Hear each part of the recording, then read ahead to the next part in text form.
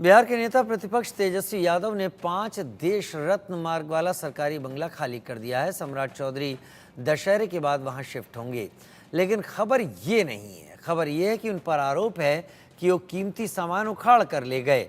BJP ने आरोप लगाया कि बंगले से कीमती सामान गायब है। तेजस्वी यादव जब डिप्टी सीएम बने थे तो इस बंगले को रेनोवेट कर काफ़ी कीमती सामान लगाया गया। जब उन्होंने बंगला खाली किया तो सभी सामान गायब है। इसमें नए सोफे, एसी, हाइड्रोलिक पलंग और महंगा मिरर शामिल है। डाइनिंग हॉल में टेबल नहीं है, बेडरूम में बेड नहीं है, बाथरूम की टोंटियां भी उखड़ी हुई हैं। बीजेपी नेता दानिश इकबाल ने सरकारी संपत्ति उठाकर ले जाने का आरोप लगाया। बता दें कि तेजस्वी यादव इस बंगले में नेता प्रतिपक्ष रहते हुए रह रहे थे। दानिश इकबाल के अनुसार नए सोफे को यहां से ले जाया गया और कबाड़ से लाकर पुराने और जर्जर सोफे को यहां रख दिया गया।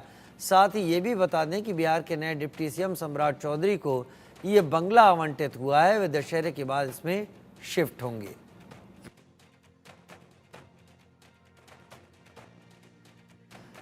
पटना में हमारे संवाददाता रितेश ने बिहार बीजेपी के मीडिया प्रभारी दानिश इकबाल से खास बात की, सुनिए। पटना का 5 देश रत्न मार्ग एक बार फिर से विवादों में है। दरअसल ये जो बंगलो है ये बिहार के डिप्टी सीएम सम्राट चौधरी को अलॉट किया गया है। इसके पहले इसमें तेजस्वी यादव रहते थे और सम्राट चौधरी इसमें दशहरा के दिन गृह प्रवेश करने वाले थे, लेकिन उससे पहले ही ये जो आवास है, जो ये बंगला है, एक बार फिर से विवादों में आ गया है। विवाद की वजह यह है कि हम एक बार इसको दिखाना चाहेंगे कि देखिए कि आरोप है बीजेपी के लोगों का कि इसमें जो भी चीजें लगी हुई थी, जो सरकार ने यहाँ पर लगाया था, भवन निर्माण विभाग ने लगाया था, चाहे टेलीविजन की बात करें या एसी की बात करें, जो यहाँ पर बेड्स होते हैं उनकी बात करें, और तमाम तरह की जो चीजें सुविधाएं होती हैं, चाहे फ्रिज की बात करें, इन तमाम चीजों को उखाड़ लिया गया है। ये आरोप है बीजेपी के नेताओं का, उनसे जुड़े हुए, सम्राट चौधरी से जुड़े हुए लोगों का। और देखिए कि यहाँ पर अगर आएंगे आप तो सारी चीजें आपको खाली दिखेंगी।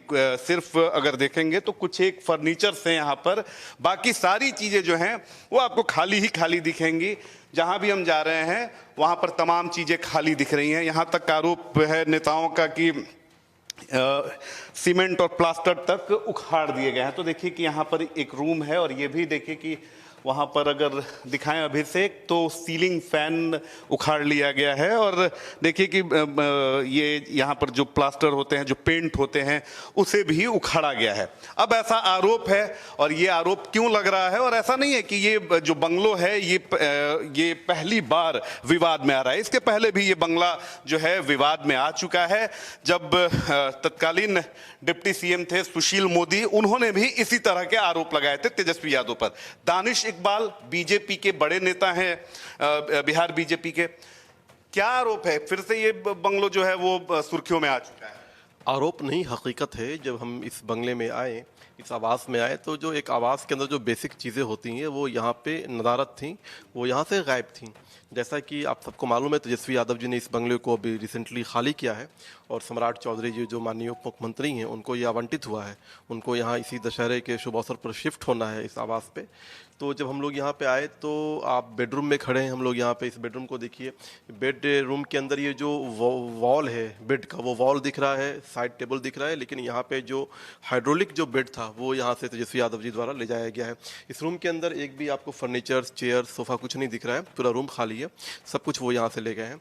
एयर कंडीशन जो यहाँ पे लगा हुआ था वो भी यहाँ से ले गए हैं। लाइट्स आप चारों तरफ देख सकते हैं, उस लाइट्स को भी खोल लिया है। यहाँ पे सामने में एक यहाँ के कर्मचारियों ने बताया कि वहाँ पे एक वाश बेसिन हुआ करता था, उस वाश बेसिन को भी उन्होंने पूरा खोल लिया है। सामने भी अंदर में जो एयर कंडीशन थे उसको भी खोल लिया है उन्होंने। और बाकी पूरे इस कैंपस के अंदर से जो भी सामानें थी, जो फर्नीचर थे, सोफ़ा था, वो सारे सोफ़ा यहाँ से ले जाया गया है। जो जिम थे, उस जिम के अंदर काफ़ी लग्जरियस और काफ़ी जो है इक्विपमेंट्स थे, उन सारे इक्विपमेंट्स को भी वो यहाँ से ले गए हैं। तो मोटा मोटी जितने भी सामान यहाँ पे थे, एयर कंडीशंस हो, रेफ्रिजरेटर हो, बेड हो, लाइट्स हो, एयर कंडीशंस हो, फर्नीचर्स हो, सभी चीज़ों को वो यहाँ से ले गए हैं। शायद उनको मालूम नहीं कि वो सरकारी संपत्ति होती है। जब आप सरकारी आवास में रहते हैं तो तब तक आपको वो उपलब्ध होती है जब तक आप उस पद पे रहते हो, लेकिन दुर्भाग्य कि वो सारी संपत्ति को लेके चले गए हैं। और मुझे लगता है कि तेजस्वी यादव जी की जो राजनीतिक परवरिश हुई है, जिस राजनीतिक दल में उनका पालन पोषण हुआ है, वहाँ से अनफॉर्चुनेटली उन्होंने यही चीज़ें शिक्षा लिया है, ग्रहण किया है कि सरकारी संपत्ति जब भी मौका मिले उसको लूट लो। उनका ट्रैक रिकॉर्ड रहा है उनके परिवार। क्या कोई कार्रवाई भी आप लोग करेंगे?